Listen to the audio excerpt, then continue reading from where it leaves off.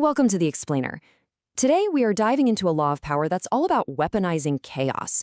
It turns one of our most valued traits, consistency, on its head, arguing that it's not a strength at all, but actually a critical weakness just waiting to be exploited. So let's start with a question for you. Think about it. We're all taught to be reliable, to be consistent, to build a reputation people can count on. But what if that very predictability, that pattern you've so carefully built, is actually your greatest vulnerability? And that brings us right to Law 17. You see, at its core, this law exploits a really fundamental human need. We are creatures of habit. We're desperate to find patterns in other people because it gives us a feeling of control. This law teaches you how to shatter that feeling. By being deliberately unpredictable, you keep people locked in a state of confusion, forcing them to completely exhaust themselves just trying to guess what you're going to do next. To really understand the devastating power of this law, we're going to look at one of the greatest psychological showdowns of the 20th century, a battle that was cleverly disguised as a simple chess match. The year is 1972. We're at the World Chess Championship in Reykjavik, Iceland. The reigning champion, the Soviet master Boris Spassky, is the picture of cool-headed strategy. He's waiting for his challenger, the eccentric American prodigy Bobby Fischer. The whole world is watching.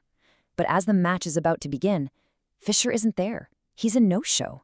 Fischer starts his campaign not on the chessboard, but inside Spassky's head.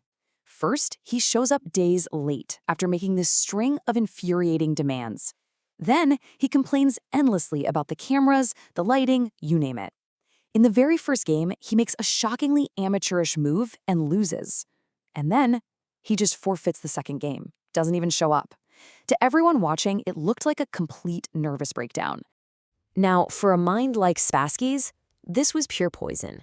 His entire genius was built on preparation, on analyzing his opponent's psychology and past games. But how do you prepare for this? Was Fischer falling apart? Was this some elaborate trick? Every possible explanation seemed completely insane. The sheer mental effort of trying to find a pattern in the chaos began to break him. And just when Spassky thought he might be dealing with a coward, Fischer's tactics twisted again. He started playing openings nobody had ever seen from him. One minute he was aggressive, the next totally passive. He was like a ghost. How could Spassky possibly prepare for the next game when he had no idea who was going to be sitting across from him? This was the final move in Fischer's psychological war. By the 14th game, Spassky's rational mind had just shattered. He accused the American team of cheating. He started wondering if chemicals were being pumped into the air or if his orange juice was drugged. He even had his chair x-rayed. The final checkmate on the board was just a formality. Spassky had already been defeated, terrorized by an opponent he just could not predict. Okay, so Fischer's victory wasn't just about chess. It was a total masterclass in psychological warfare. So let's break down the core principles that make this strategy so terrifyingly effective. At its heart, unpredictability is really a weapon of intimidation. When your opponents can't figure out your motives, they get trapped in this state of suspense. The mental exhaustion of trying to solve the puzzle of you makes them sloppy, prone to making mistakes, and ultimately really vulnerable. Think about the difference. Predictable people are comfortable, sure, but their patterns can be learned, anticipated, and then used against them. They actually give other people a sense of control over them. The unpredictable person, on the other hand, inspires a kind of subtle fear. Because you can't grasp their intentions, you can't control them. They are the ones holding all the cards. This metaphor from the source material is just perfect. A tornado doesn't follow a logical path. It appears suddenly, creates terror and confusion, and then it's gone. There's really no way to plan for it. Well, unpredictable human behavior has the exact same effect on a person's ability to think rationally. It completely short-circuits their ability to plan. And look, this isn't just about chess, not at all. This principle has been a powerful weapon across so many different fields, from warfare to business and even art. Take Confederate General Stonewall Jackson. His movements made zero logical sense. He'd march his small force around in circles, then suddenly pop up where he was least expected. The much, much larger Union Army was paralyzed, constantly trying to figure out his grand plan, a plan that didn't even exist. Or how about Pablo Picasso? He would treat his art dealer with incredible warmth one day, and then total icy disdain the next. The dealer was kept in this constant state of anxiety, desperate for the artist's approval. This emotional roller coaster made him way more compliant and willing to pay pretty much whatever price Picasso demanded. Okay, but here's where the law gets really, really interesting. Sometimes the most unpredictable thing you can do is to be predictable. This is the ultimate twist.